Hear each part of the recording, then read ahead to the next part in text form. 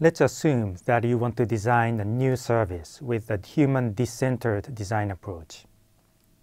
How do you go about doing this? Successful services have always embodied a new culture. We have already seen that McDonald's epitomized the modern culture as opposed to the pre-modern culture. Starbucks similarly epitomized the new elitist culture, emphasizing cultural sophistication. How can we design this kind of innovative service by designing a culture? One thing is for sure, you cannot do this by discovering and addressing customers' requirements. Again, McDonald's epitomized a modern culture in the 60s. It negated those rooted in the pre-modern culture. They had love-hate relationship with this pre-modern culture and wanted to move out of it. In other words, people faced with anxiety how to define themselves. This anxiety was conditioned by the major change of the society from pre-modern to modern. How about Starbucks? Dr. Douglas Holt and his colleague made an interesting analysis of how Starbucks constructed the new culture. I highly recommend this book, Cultural Strategy. Starbucks was successful not because it offered a third place to study at or good coffee. There were many coffee shops like that. Why did Starbucks alone succeed? The answer is that it constructed the elitist and sophisticated culture, but also made it accessible to the mass population that could not completely identify with this elite culture. That is to say, Starbucks realized that customers wanted Italian language, not necessarily authentic Italian espresso. Why was this important? Again, we need to understand the anxiety people had about how to define themselves. Starbucks resonated with people's identity project in the 70s.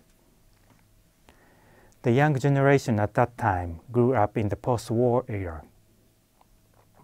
Their parents could define themselves by getting a good job in corporate America, having a large house in the suburb, and driving a nice car.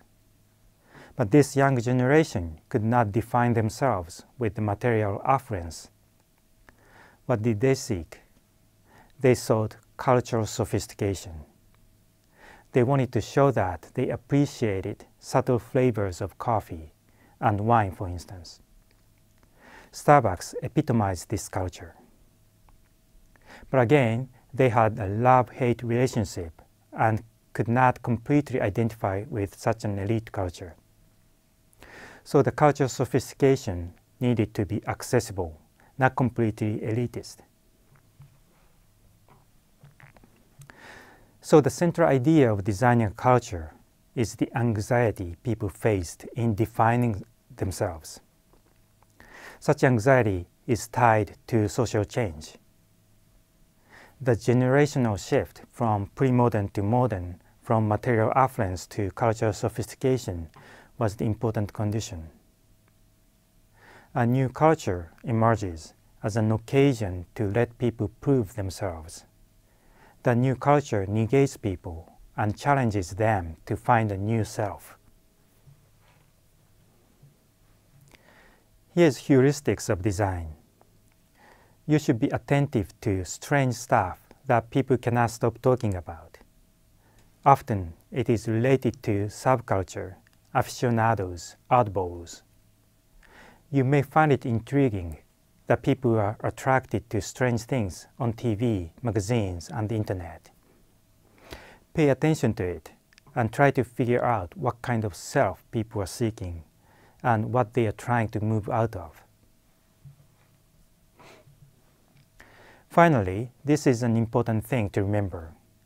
People cannot be simply happy in stepping into a new culture. They are negated. Therefore, they often have love-hate relationship with this new culture. They are attracted to this new culture but cannot completely identify with it. Professor Kinchiro came to hate McDonald's. When designing a culture, this design embodies this ambivalence. Often, a design is elitist but familiar, sophisticated but quotidian, austere but intelligent.